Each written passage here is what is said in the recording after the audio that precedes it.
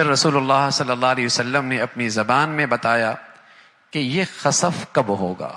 زمین میں دھنسنا قرب قیامت میں کن گناہوں پر ہوگا؟ تو فرمایا المجاہرہ بالغناء والرفث،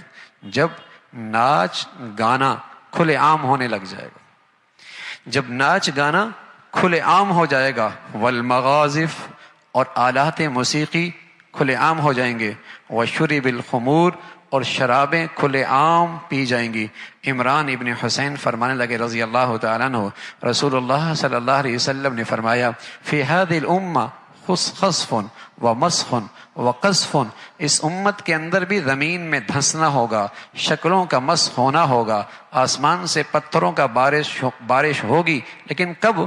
یا رسول اللہ؟ مسلمانوں میں ہوگا۔ آپ نے فرمایا ومتى ذلك، اس کے علاوہ کون، اور اس کے علاوہ کس پر؟ فرمایا جب یہ مسلمان اسلام کے نام لیوا، اذا ظہرت القینات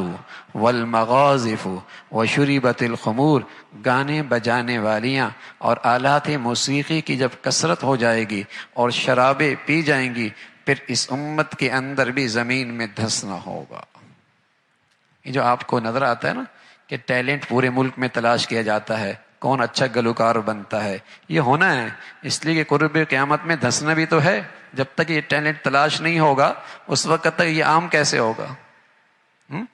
ٹیلنٹ تلاش کیا جاتا ہے نا، اور دانشگاہوں کے اندر، تعلیمی گاہوں کے اندر بھی کلاسز دی جاتی ہیں۔ اس نسل کو اب اسی کی ضرورت رہ گئی ہے، ناشتہ کہتا ہے، گاتا کیسا ہے۔ پہلے میں اپنے بچوں کو اللہ کا نام سکھاتی تھی، اور جب وہ گنگناتا ہے تو کہتے ہیں بچے میں ٹیلنٹ بہت ہے۔ جب وہ گنگناتا ہے اماں کے سامنے ناچتا ہے، ٹیلنٹ بہت ہے۔ پہلی مائیں بسم اللہ پڑھاتی تھیں، اللہ کا نام سکھایا کرتی تھیں، اللہ کی بات سکھایا کرتی تھی، پوری کوشش ہوا کرتی تھی ماؤں کی کہ بچے کی زبان سے سب سے پہلے اللہ کا نام لے، اور اللہ کرے اس کی برکت سے آخری کلمہ بھی اللہ کا نام کا ہو، اور اللہ کے نبی کی بشارت ملے کہ سیدھا جنت میں چلا جائے۔ لیکن اب کیا ہے، مائیں بچوں کو جب سینے سے لگاتی، چھاتی سے لگاتی تو ان کی تربیت کرتی تھی، حسبی ربی جل اللہ ما فی قلبی غیر اللہ نور محمد صلی اللہ لا الہ الا اللہ لا الہ الا اللہ، دودھ پلا رہی ہوتی اور ان کے کانوں پہ ہاتھ رکھ کے انہیں یوں لوریاں دے رہی ہوتی، اور ان کے زبان سے یہ الفاظ ہوتے تھے تاکہ بچے کے دل کی دنیا میں یہ چیزیں نقش ہو جائیں، اور جب وہ زبان کھولے تو اللہ کا نام لے، زبان کھولے تو اللہ کا نام لے، اللہ کا نام لے۔ اور آج میرے عزیزو، ابھی اس کی 2.5 سال کی عمر نہیں ہے، 3 سال کی عمر میں آپ نے تعلیمی ادارے میں بھیج دیا، وہاں اسے موسیقی کی کلاس سکھائی جا رہی۔ کیسی بدنصیبی ہے، عقل پر ماتم کیجئے، لاکھوں روپے بھی دیجئے اور اپنی اولادوں کو بھی ان کے حوالے کیجئے،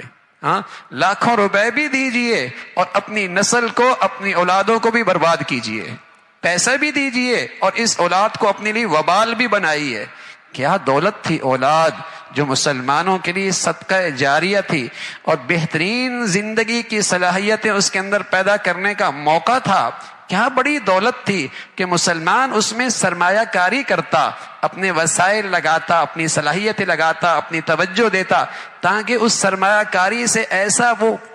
ایسی چیز بنے کہ کھربوں سال کی زندگی میں اس کے لیے صدقہ جاریہ بنے، اور دنیا کے چند ٹکوں کی خاطر اس کی آخرت بھی برباد کرتا ہے اور اپنی بھی آخرت برباد کرتا ہے، اپنی بھی آخرت برباد کرتا ہے۔ تو رسول اللہ صلی اللہ علیہ وسلم نے فرمایا اس امت میں خسف ہوگا جب آلات موسیقی اور گانا بجانا اور ناچنا عام ہو جائے۔ شریف گھرانوں کی عورتیں، شریف گھرانوں کی شادیاں، وہاں بھی اسٹیج اب سجتا ہے، جہاں ان کی نسلوں میں کبھی تصور بھی نہیں تھا کہ ان کی شادیوں کے اندر بھی اسٹیج پہ یہ سب کچھ ہوگا، لیکن ہو رہا ہے۔